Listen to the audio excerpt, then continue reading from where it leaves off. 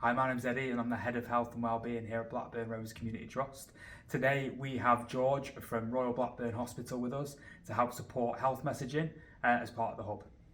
So firstly, George, thank you for coming to the Community Wellbeing Hub today. Tell us a bit more about your role and what you do with the service.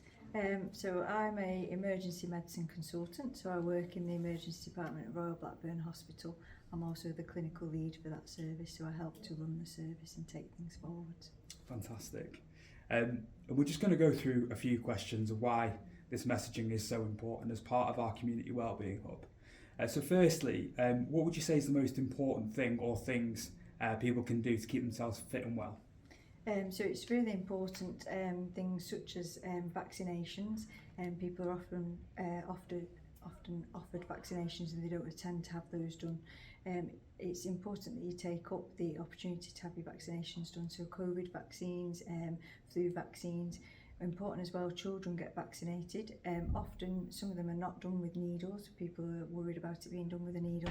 The flu vaccine for children is actually a spray that goes up the nose.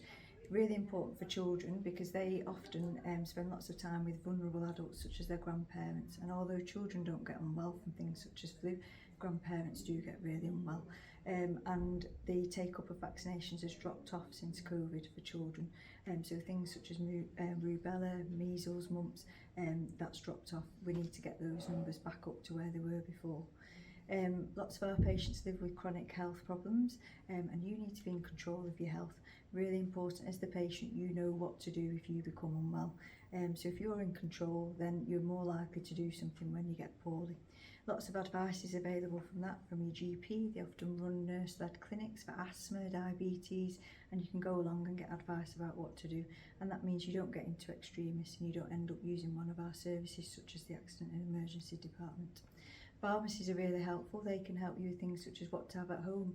Lots of us get common colds, sore throats, temperatures, and you can just have some simple painkillers, paracetamol to control the temperature in at home, and that means you then don't have to contact one of the health services.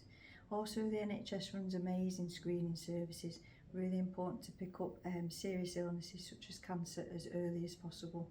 So if you're called for screening, you must go. So the bowel screening programme for ladies, the cervical screening, breast cancer screening, it picks these problems up early when they're treatable. Oh, fantastic. And I suppose it leads on really nicely to the next question. It's not always easy to know where the best or most appropriate place to get treatment is. What would you advise?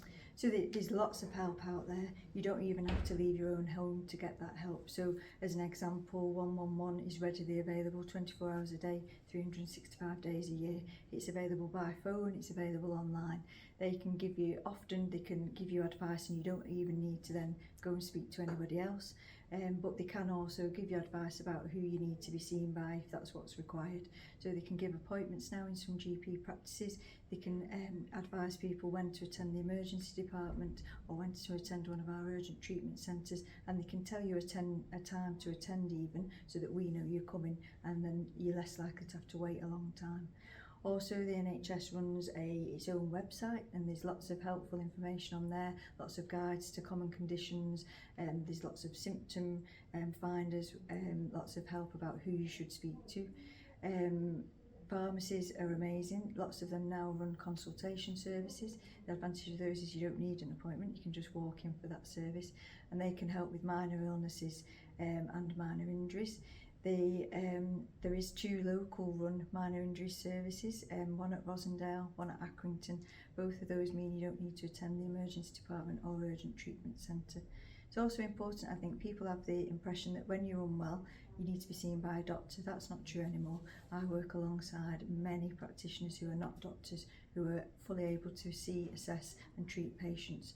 So you might find that you go to your local GP practice or you attend one of our urgent treatment centres and you're given an appointment to be seen by a nurse specialist, for example, and that's a really good service. You don't always need to see a doctor.